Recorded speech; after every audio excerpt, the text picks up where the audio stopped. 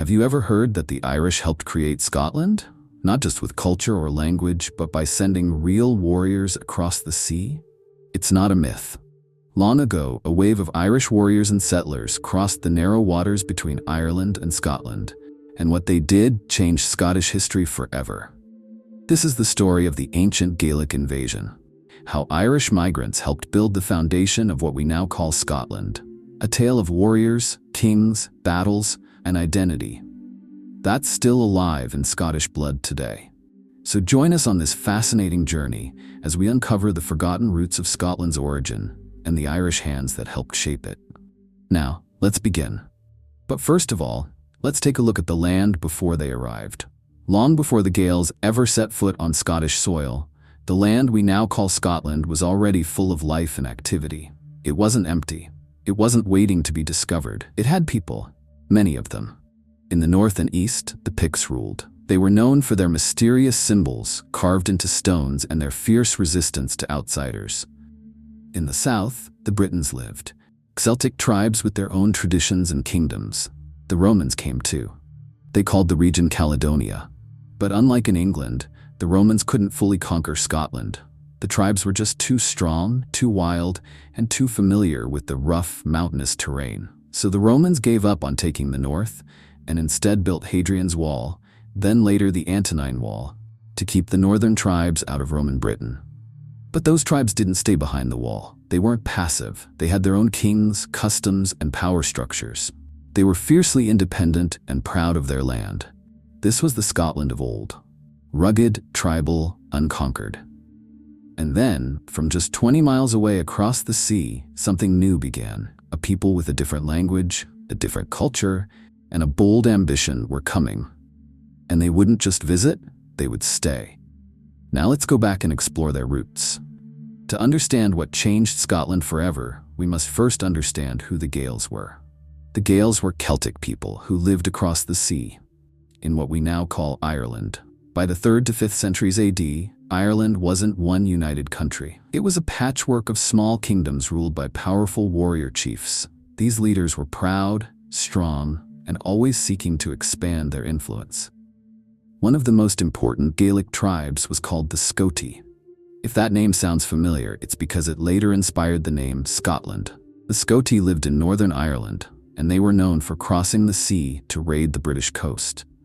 These were not random pirates. They were organized raiders, smart, strategic, and fearless. But the Scoti, and the Gaels as a whole, were more than warriors. They had a rich culture. They spoke Old Gaelic, a beautiful musical language. They believed in strong family ties, clan loyalty, and gods who walked with men. Their stories were passed down through poetry and song. Their society was based on honor and respect for the land. At some point in the early centuries AD, these Gaels didn't just come to raid Scotland. They came to live there. They saw opportunity. They brought their families, their weapons, and their dreams. And they began to build a new life on Scottish soil. Let's now take a look at how the migration started and understand why it mattered so much. Historians agree that the real Gaelic migration to Scotland began in the late 4th or early 5th century AD, but it didn't happen all at once. It wasn't a sudden storm of warriors crashing onto Scottish beaches. It was something slower, more strategic, and deeply impactful. Leading this movement were Gaelic nobles from the kingdom of Dal Riata, a stronghold in northeastern Ireland. These nobles were not just looking for new farmland, they were expanding their reach. They brought with them not only warriors, but also families, farmers, herders, and craftsmen. They crossed the narrow sea and landed in what we now know as Argyll, on Scotland's west coast. There, they founded a new settlement, and in honor of their homeland, they named it Dal Riata, just like the kingdom they came from in Ireland.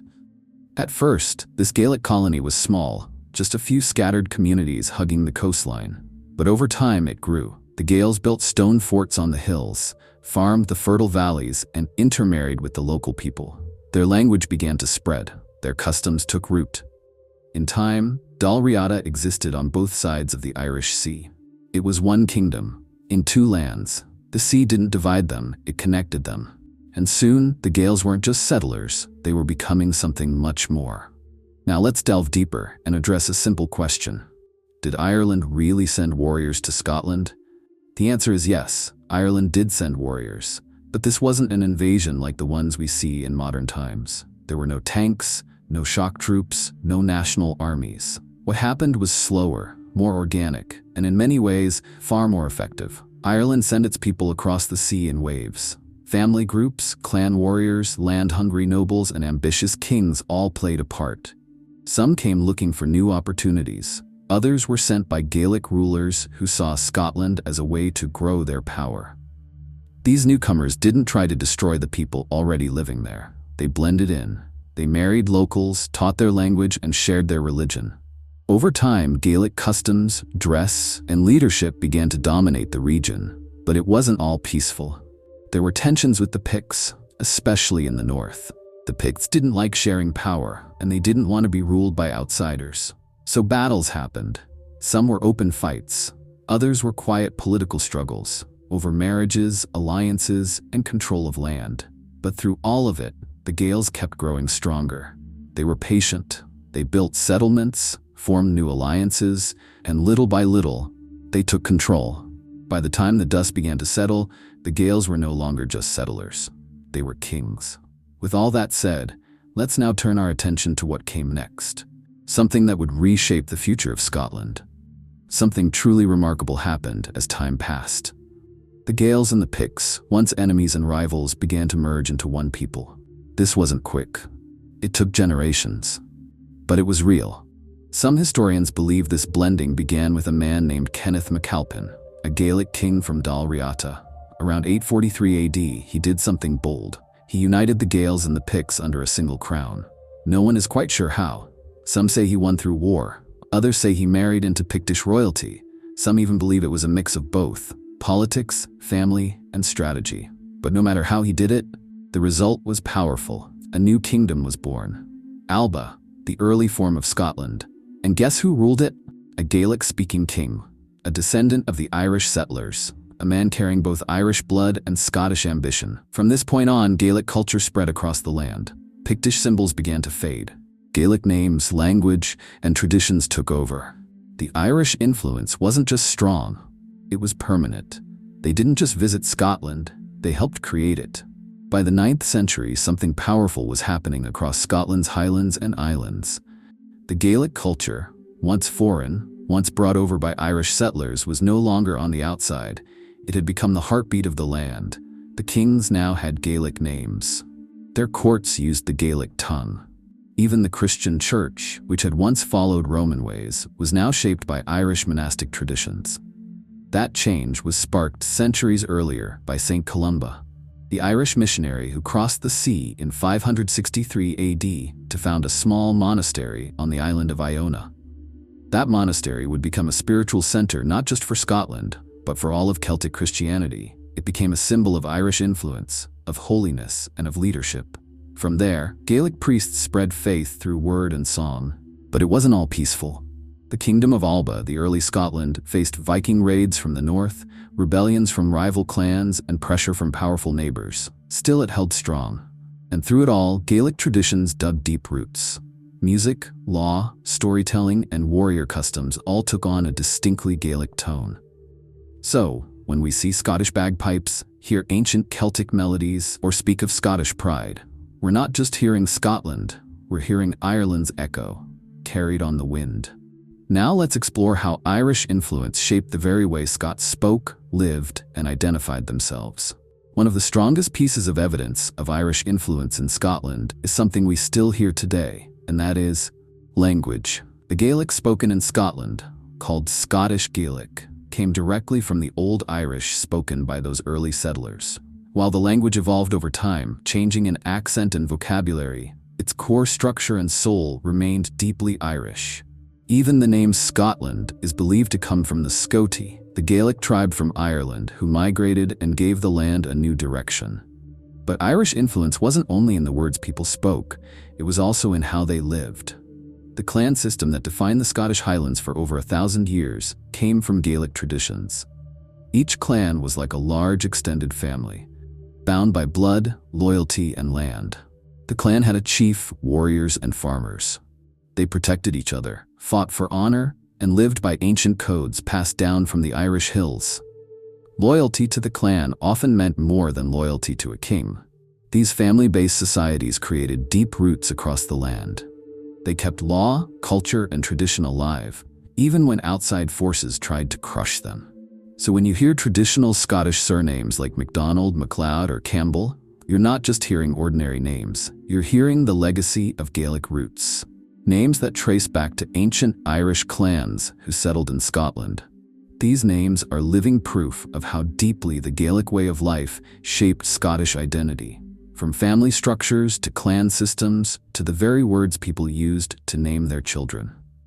So when we talk about Scottish culture today, we're really talking about something that was formed, influenced, and carried forward by Irish hands. The foundation of Scottish identity isn't just local, it was built through centuries of Irish presence. So what did happen to the Picts, you may ask?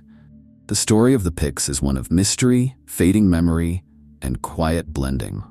Once, the Picts were the dominant force in northern and eastern Scotland. They built stone forts, carved symbols into rock, and resisted Roman power like few others. But by the 10th century, something strange had happened. They had disappeared from the historical record. No more Pictish kings, no more Pictish language, no more mention of them as a separate people. Did the Gaels destroy them? Probably not. What's more likely is this: the Picts merged with the Gaels. Over time, as the Gaelic kingdom of Alba grew stronger, the Picts slowly intermarried, adopted Gaelic customs, and gave up their separate identity. Their old language faded, their symbols were no longer carved, their names became Gaelic. But that doesn't mean they were wiped out. Their blood still flowed in the veins of Highlanders. Their stories still whispered in the winds of the mountains. You can still find traces of them in place names, in ancient stone carvings, and in folktales told by old Scottish grandmothers. So what happened to the Picts? They didn't vanish. They became part of something bigger. And at the heart of that transformation were the Irish Gaels, bringing not destruction, but a new identity. Scotland didn't forget its past, it absorbed it. Now you may wonder, why does any of this matter? Because history isn't just about the past. It helps us understand who we are today. Scotland's story is often told as one of brave Highlanders, fierce clans, and Celtic pride. But dig a little deeper, and you'll find a shared foundation with Ireland. The Gaels didn't just leave their mark. They helped build the base of what became the Scottish nation. The language, still alive. In parts of the Highlands and Islands, Scottish Gaelic is still spoken, an echo of those early Irish migrants. The stories, still told. Tales of heroes, saints, and clan leaders passed down from generation to generation. The names, still honored. Whether it's a surname, a place, or a tune on the bagpipes, Irish influence runs deep. And beyond culture, this history teaches us something even more powerful. Nations are built by many hands, by movement, by marriage, by migration.